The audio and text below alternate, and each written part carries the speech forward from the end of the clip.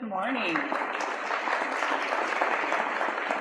I bring greetings today from our superintendent and our Board of Education. Today is a really special day when you think about the veterans in the room. It strikes me when I look at the character pillars in your cafeteria, to the point where it's moving me a little bit right now.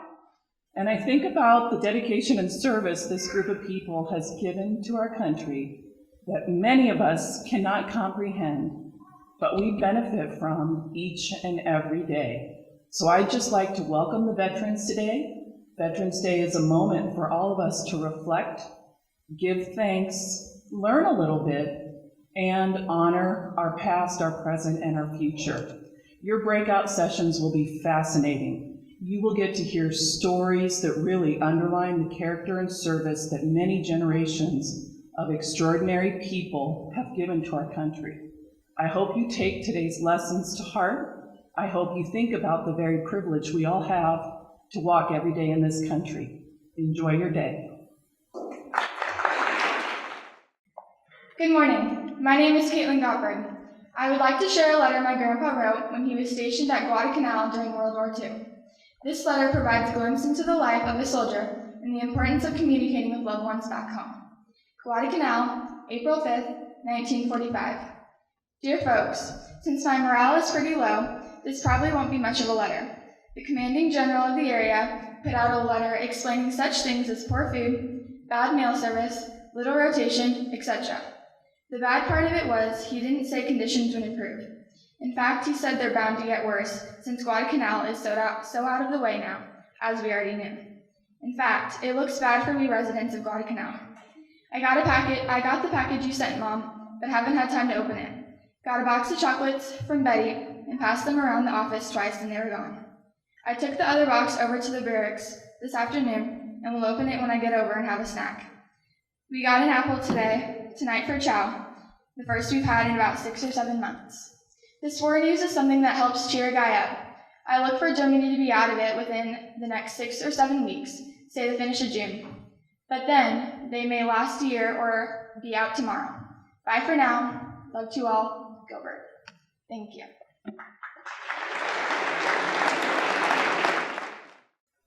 I have a special honor. 3 years ago, we started to honor a veteran that has given a lot to not only our country, but to Lux and to the Lincoln community. So Lieutenant Commander Jerry Cole, come on up here.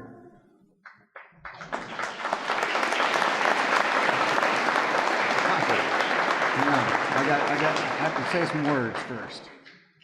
All right.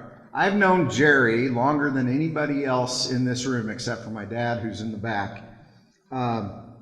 Jerry was a teacher at East High when I was a student there. He's thankful to this day that he didn't have me. When I became a substitute teacher, I had the honor of substituting a lot at East High. One day I substituted for Jerry. He knew that I couldn't teach what he taught. He taught automotives and small engines. And since I didn't take his class, he left a video for me to show. The next year I became a staff member at East, and that's really where our bond started to form, and I worked with him for a number of years. When I came over to Lux, Jerry had been involved in Lux Veterans Day celebration, and he's been a faithful member of our honored veterans for a whole bunch of years. Did you come the first year? I think so. So he's been here 15 years. So he has given a lot to our country in his service in the military. He's given a lot to our country in teaching the next generation. And so we would like to honor him as our Lux Distinguished Veteran, Jerry Cole.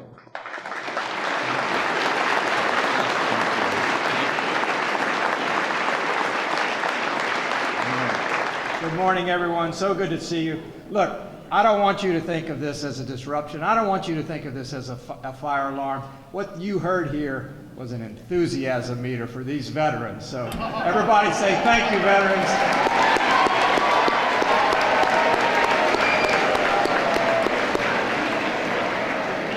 Let me thank Mr. Irvine. He was going to give a kind introduction. I said, let's just skip it and get to the point. And Ms. Seibel is a friend, and I appreciate her work on this event. Ms. McClure, thank you for your long service. She's talking.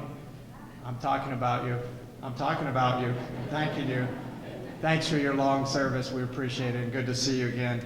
And most of all, thank you, students, for your patience, but your willingness to honor the veterans here today.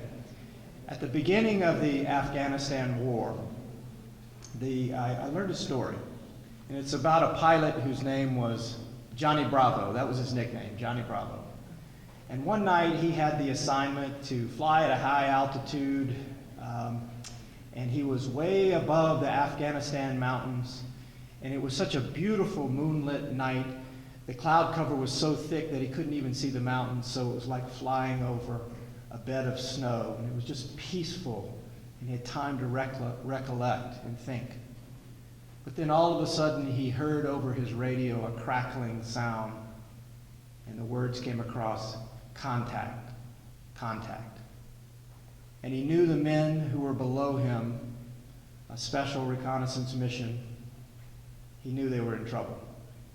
The aircraft that he was flying at that time did not have the navigation equipment necessary for him to be able to navigate that rough terrain. So he literally pulled out a map, an old map from the Soviet Union, because they had occupied Afghanistan. And he determined his coordinates, and using only his intellect to determine the amount of time he had given the distance and the speed he was going, he made a decision. And he nosedived straight through those clouds, and his plane shook violently. And when he popped out underneath the cloud cover, all of his specialized training didn't prepare him for what he saw. He was literally just hundreds of feet above the ground in a mountain valley with steep hill cliff sides on both sides of him. And fire, enemy fire, was raining down from both sides of the valley onto one position below.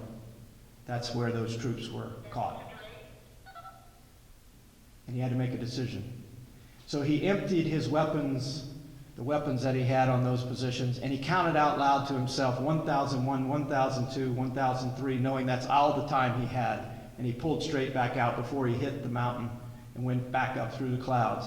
Circled back around, went back into the clouds. His plane shook violently again. He punched out, used the remaining weapons that he had onto the enemy positions who were still firing on the troops below, counting 1, 1000, 2, 1000, 3, 1000, came back around, did it one more time, and then punched out of the clouds. He had a wingman with him, and he told his wingman, now you have to go down and do this. His wingman said, I can't do it. Then he said, follow me. And literally their planes flew feet apart, and they punched through the clouds together, and the wingman then began to fire on the enemy position, still raining down on those troops who were caught below. And Johnny Bravo all the time counted 1, 1000, 2, 1000, 3, 1000. They both would pull out together before they would hit the next mountain. And they did it again and again and again. Every man on that mission came back alive. And when Johnny Bravo landed his aircraft back at the base, he was asked the question. He said, your duty didn't compel you to act in such a heroic manner. Why did you do that? And he just said, they would have done it for me. You see, young people, these men and women who are sitting right here, they did it for us. They answered the call. In their heart, they knew they had a duty to serve the country in a special, particular way. Sometimes you have to stand up and do what's right, even when it's very, very costly. And these members of our armed services, many of whom have stories that we'll never know about, many of whom saw death and destruction, many of whom committed to putting their own lives on the line in order to save others, deserve our highest commendation. I want to thank you all from the bottom of my heart for what you do. The gift of America has been in their hands, and young people, the gift of America will soon be in your hands. Because we all have the responsibility, generation after generation, to protect one another, to protect the gift of the country that we have, to protect the values that we hold. and sometimes it calls for very deep sacrifice. Now, I had a very, very special occasion, and a great privilege happened to me. I was asked to be a part of a congressional delegation that represented America at the 70th anniversary of the D-Day celebrations.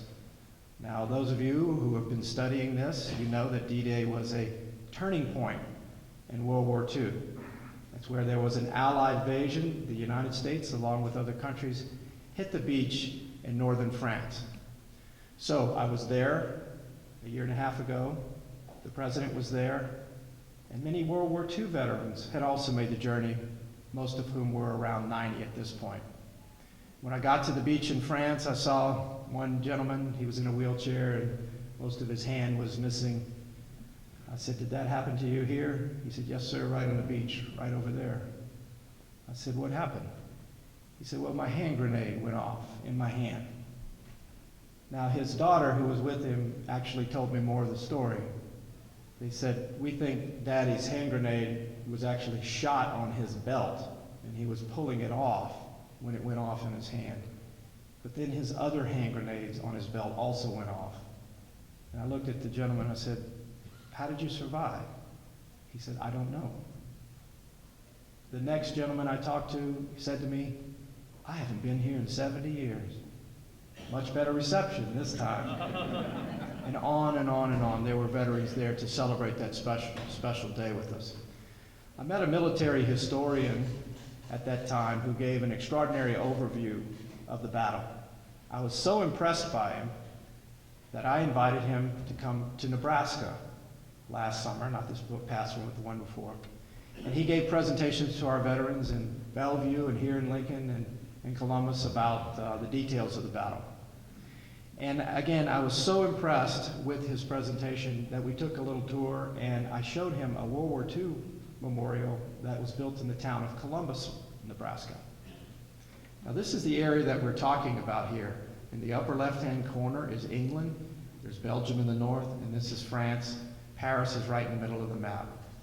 The D-Day invasion took place where those arrows are located right there, and the Americans landed at a place called Omaha Beach and Utah Beach. And by the way, you might have heard the name Vi Burst a little while ago when we were introducing veterans. Mr. Burst hit the beach at Omaha at 7 o'clock a.m. It was pretty rough. Again, thank you, Mr. Burst, for what you've done.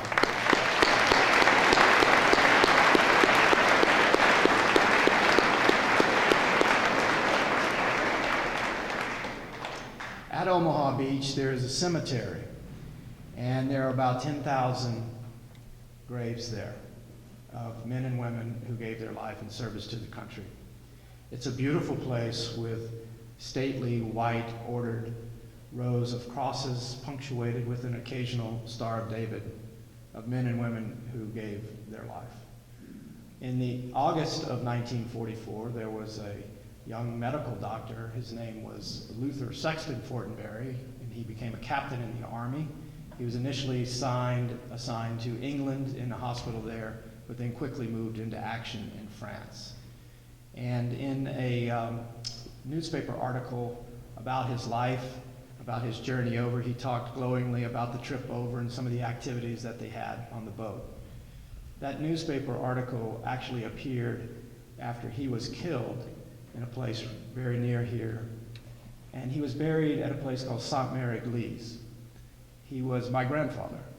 And again, what a gift for me to be able to not only attend the 70th anniversary of D-Day, but to have a deeper understanding of what happened that very day. All of the cemeteries in the area there are now consolidated and are at Omaha Beach.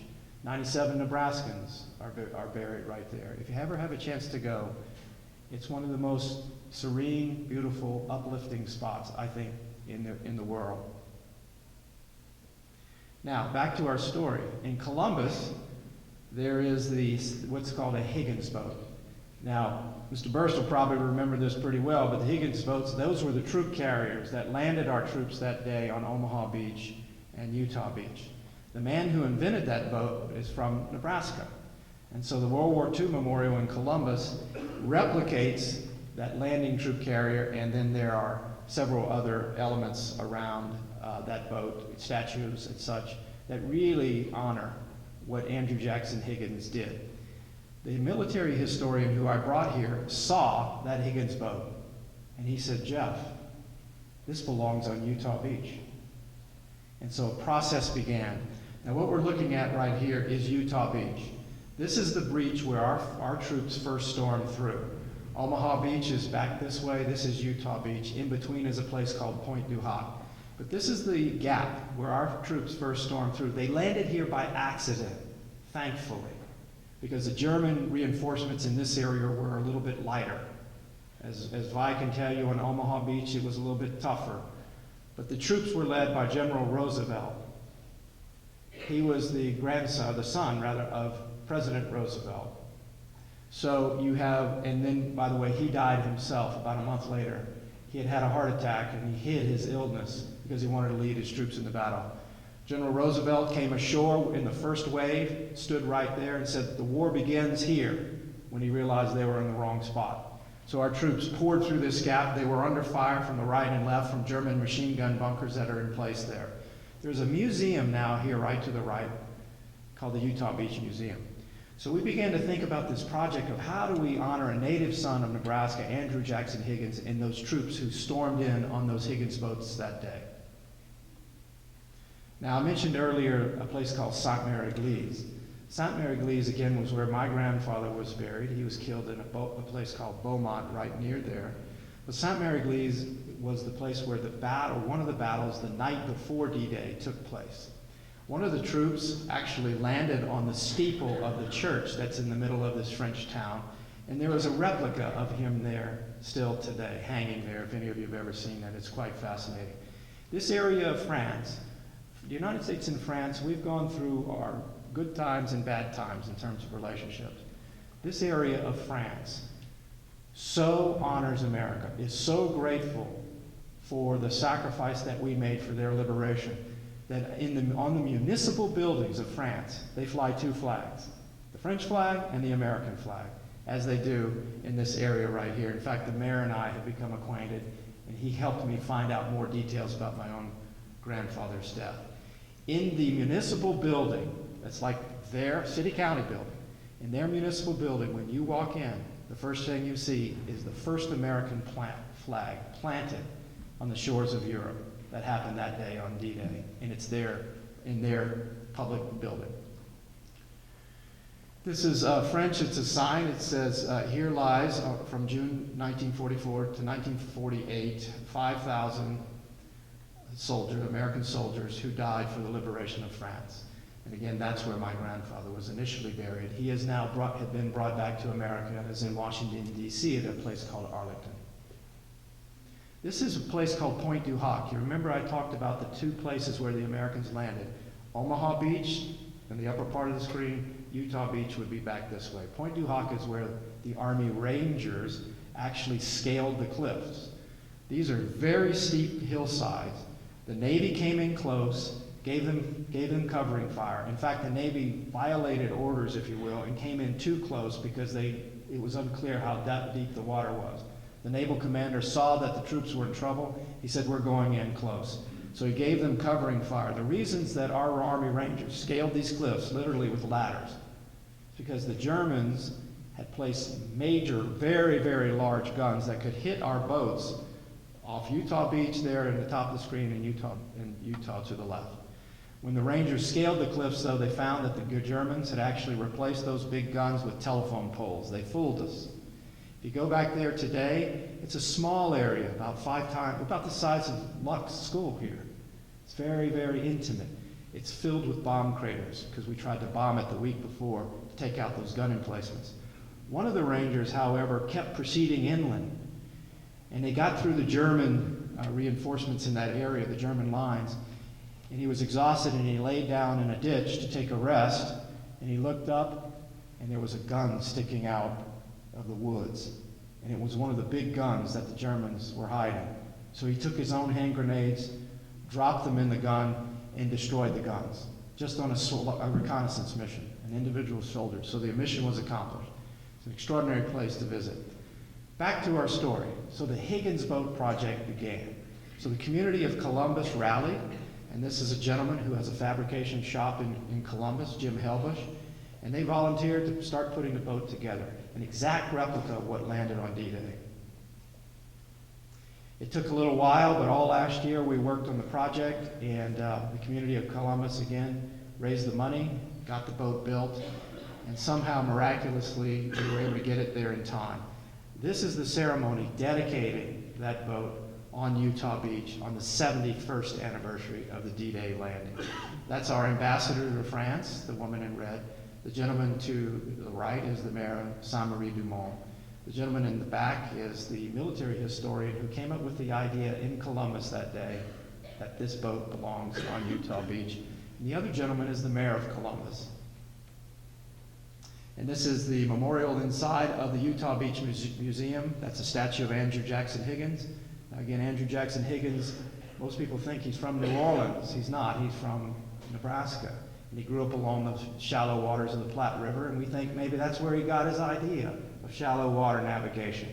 He was kind of a rebel rouser. He went on to Creighton Prep High School in Omaha and was kicked out, and somehow made his way down to Louisiana and began to be a principal in the shipbuilding industry. This is the dedication of the memorial and the plaque there that is now on Utah Beach, again in the breach where General Roosevelt took the troops through right there. And this is what it looks like today. So if any of you are familiar with Columbus, it's a pretty close replica of what we have in Columbus. Again, that breach in the back, you can see the ocean if you look straight back to the back. That's where our troops first stormed through that day.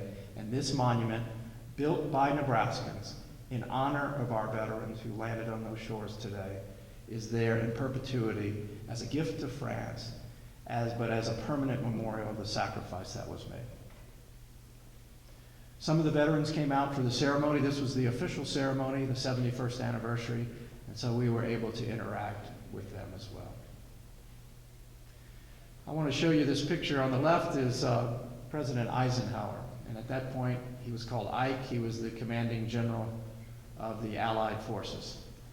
And if many of you have probably seen this. In fact, this picture is at the entryway of the Strategic Command Museum in Ashland. And it really does depict, I think, the spirit and the essence of what happened that day. Now, I always thought that this was Ike giving a speech to the paratroopers right before they were about to go out on their mission, again, the night before the D-Day landing. And it was. He was meeting with the paratroopers right before they left. I thought it was probably a Patton-esque type of moment where General Eisenhower was giving a final word about the meaning of what these young men were about to do. But it's interesting to note that the gentleman that he's talking to is a Nebraskan. I just learned this. I learned it from General President Eisenhower's granddaughter, who I know, who lives in the Washington area. And if you look at Ike's hand, you can see he's holding it like this. They were talking about two things. They were talking about Jayhawk and Husker football, and then fly fishing. That's what Susan Eisenhower told me. Again, I thought it was a rallying speech to great men before the great battle. But you know what? It was a rallying speech. Because what was he talking to these young men who were 17, 18, 19 years old at the most? He was talking about home, and the things that matter most. And ultimately, young people, all these men and women who are here today, that we're here to say thank you to, simply rose up and did their duty because they love our home. And in turn, by sacrificing so much, they showed their love and commitment to us. Thank you for inviting me today. Such a wonderful pleasure to be with you. Have a great day, everyone.